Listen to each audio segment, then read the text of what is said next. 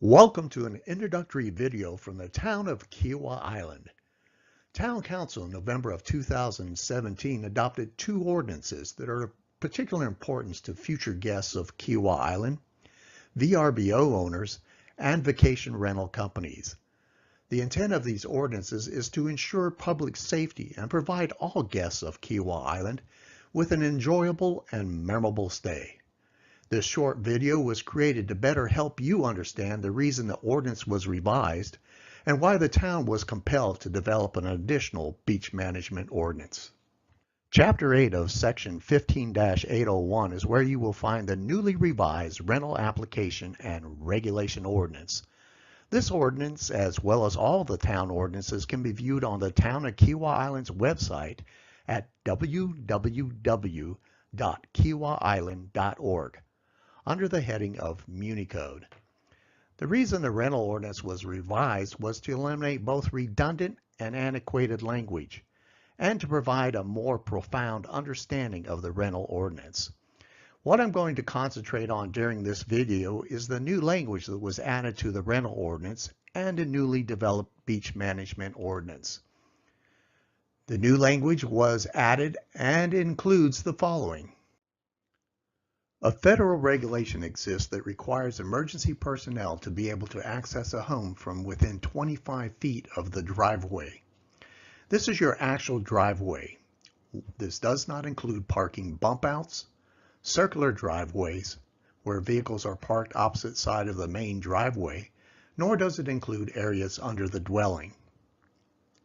For those of you listing a new property for rent, or you are a new VRBO owner, you will be required to have your driveway inspected by St. John's Fire District personnel to ensure your driveway allows for fire truck access.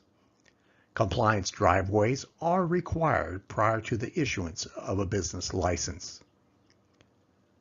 For non-compliant driveways, you are allotted 30 days to make corrections. You will, however, have to call St. John's Fire District personnel to reschedule that inspection to ensure compliance. All rental properties are to remain compliant with the current edition of the Property Maintenance Code, and properties will be subject to random inspections.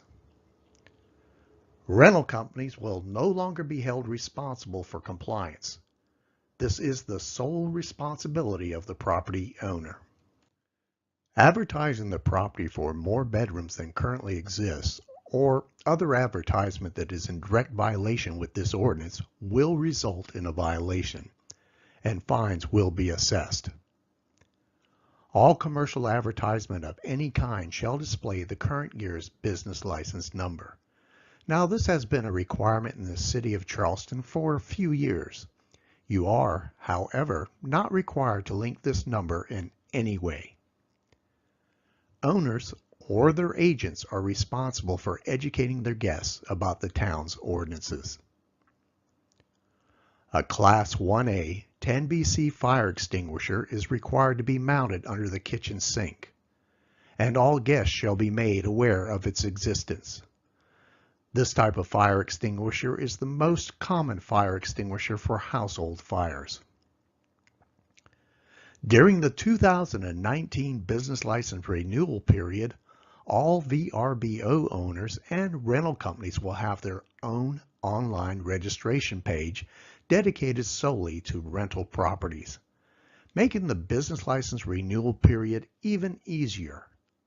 Also new for 2019, business license renewals will no longer be sent by mail. You will receive an email notifying you it's time to renew. So please, make sure we have your current email address on file.